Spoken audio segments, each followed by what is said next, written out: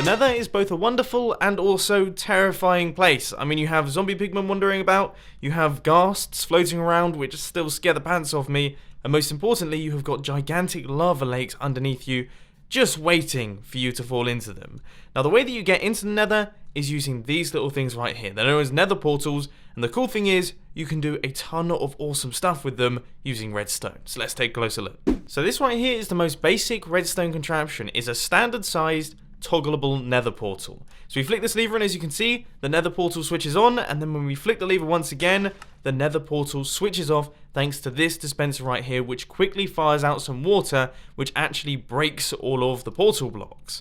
Now if we pop around the back, you can see, well, there isn't really too much going on. I mean, we have some redstone, which powers this dispenser with the flint and steel on the inside, and then we have a redstone torch, which runs it into the monostable circuit, making it a falling edge monostable, and that runs across like this, powering our observer, which sends out the quick fire water blade.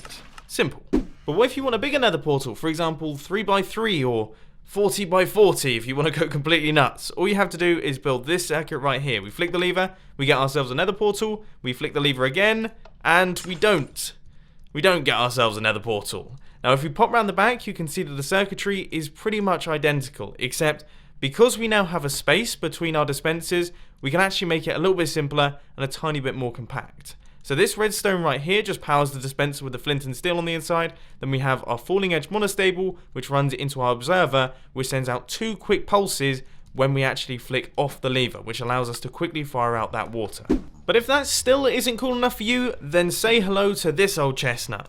Now I uploaded this video about a year ago, and it managed to get over 600,000 views, which was totally unexpected.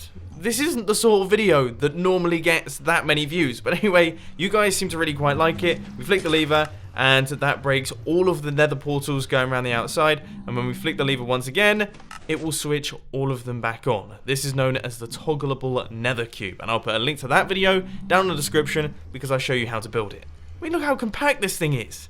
It fits within its own area. That's awesome. Toggling nether portals, that's got a little bit boring now. What if you want to take it one step further and completely hide them away? Now I have spent the past few hours coming up with this design right here, which is insanely compact. I mean look, the circuitry is 3 blocks wide. It's actually smaller than the nether portal itself, which is completely ridiculous. And if we flick this lever right here, you can see that our nether portal gets broken, and then these blocks extend out and they are completely flush with the wall. And if you flick the lever once again, we reveal a nether portal. I love this thing, and I will be showing you how to build it at the end of today's video. But now, ladies and gentlemen, we are going to be taking another trip down memory lane. This lane is a little bit longer than the previous one, because this little thing right here was uploaded on November the 9th, 2013. That's almost 4 years ago now. I'm one of those old YouTubers. I can't believe it. Anyway, if we flick this lever right here, you can see that our 3x3 nether portal is hidden very, very quickly. This whole thing activates really, really fast, and if you flick the lever once again, you can see that everything retracts backwards, and then we get ourselves a nether portal. I mean, to be honest with you, it's utterly pointless, but I personally think this thing looks absolutely awesome. It's such a cool design, and it's amazing that it still works 4 years down the line. Now, I did do a tutorial on this thing, and I'll put a link to that one down in the description as well, if you do want to check it out.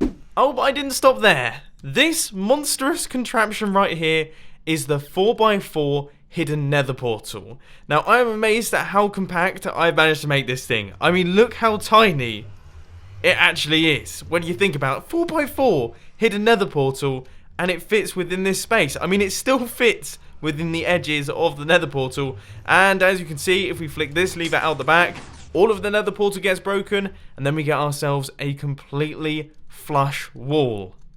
Completely hidden away, and then when we flick the lever once again, everything gets retracted backwards. It takes a little bit longer because there's lots of piston action happening, but then we get ourselves a nether portal. There we go, ladies and gentlemen. This thing is completely overkill and ridiculous, and I'll put a well download for it down in the description if you do fancy checking it out for yourselves. Okay, we get it. You can toggle nether portals, you can hide nether portals. What if I want to kill my friends? then I'd suggest building something that looks a little bit like this. This is the toggleable nether portal trap. All we do is hit this button right here, and that will dispense out some lava, which will go out the front of the nether portal. Now the good thing about this is that of course you can toggle it off, which means that you can actually use your nether portal, and then you can trap it when you're not in your base. So this is me going into someone's base thinking that I'm going to be able to steal all of their items, and then I arrive at the nether portal to find, yeah, it's surrounded by lava. And this is me, the base owner, going back to my own personal base. Now obviously the lava is still here, but I know for a fact that there is a button right there which I can press that will turn off all of the lava so that I can hop out of my nether portal sort of safe and sound. I mean, I did take a little bit of damage and I kind of messed up the previous attempts, but once you get the knack of it, you get the knack of it. So those are all the fancy nether portals that I have to show you for the time being. I think I'm going to round up on this one right here. But I do have a handful of tutorials to do, so if you want to build them, stick around for that. Tutorial number 1 is going to be how to create the most basic of the basic. Now this may seem a little bit redundant, but I'm sure there's some of you out there who just really want to build this little thing. So all you need to do is construct your nether portal and then place the blocks out the back. You want to have a flint and steel in this one, and then you want to have a water bucket in that one over there. Now this block right here is going to be your input. We're going to take a redstone output from that thing, which is going to power our flint and steel dispenser. Then we're going to have a block up like this, a redstone torch just like that, and then a dropper facing upwards with a hopper running back down into it. And inside that dropper, you want to have a non-stackable item, something like a diamond sword. Then we're going to take a comparator output from that hopper right there. We're going to run that out into a block. Then we're going to have some redstone dust down at the bottom and an observer facing downwards with a block on its face, then redstone dust right about there. Now you may see that that will happen. You're just going to have to quickly flick that one, and then as you can see, we get ourselves a portal. We don't get ourselves a portal. To build our tiny hidden nether portal, which by the way is one of my favourite redstone designs I've done in a little while, you want to get things started with a 3x6 area. And the first thing we're going to do is we're going to place 2 sticky pistons facing upwards out the front, and then we're going to go around the back, and we're going to place a line of blocks going across like this, and then a line of blocks going across like that, with a block up like that, and a block up like that. Redstone dust and a repeater set to 4 ticks with redstone dust right there, and a redstone torch up like that. Now that's going to be powering our double piston extender, but we're not going to be bothering about that just yet, because we want to have a repeater set to 4 ticks running out into a block, which is then going to have a regular piston facing across in this direction, and a sticky piston facing across in this direction with a block on its face. Now the way that we extend out these pistons is using observer blocks. So we're going to have one observer block facing in this direction and one observer block facing in this direction over here.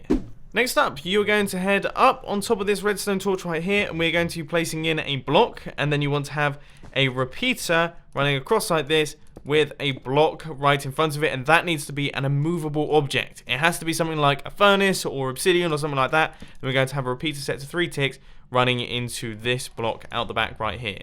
Now, if we actually switch off this thing using a lever on this block, and then place in some sticky pistons, we're going to have 2 sticky pistons there, and then the slime blocks on all of their faces, and we're going to have our regular blocks on their faces to create the double piston extender. So if we flick this lever, you can see that we get the full extension, and then we also get the full retraction as well. So that is a really, really good start. The final thing that we have to do is we need to place in both of our dispensers. So this dispenser right here is going to be the one with the flint and steel on the inside, and it should go next to this block, which that block is actually going to be powering it. And then this dispenser right here is going to be the one for the water, which you can actually leave that. Yeah, that's totally fine. If that happens, leave it. If it happens the other way around, as in it's closed, and then that happens, just break it. It's no big deal. But then all you have to do is hook up an observer into this redstone right here, and that is going to be running out into an immovable object. And that should be everything completed. So if we flick this lever, we should see, yep, we've got ourselves a hidden nether portal, and then when we flick it once again, we get ourselves the toggling action. This thing is working perfectly, and I hope you've managed to follow along with the tutorial. But unfortunately, ladies and gentlemen, that is all I've got time for today. If you did enjoy this video, please be sure to hit that like button, and if you really loved it, then make sure to subscribe. But thanks for watching, guys. This has been Mumbo, and I'm out. I'll see you later.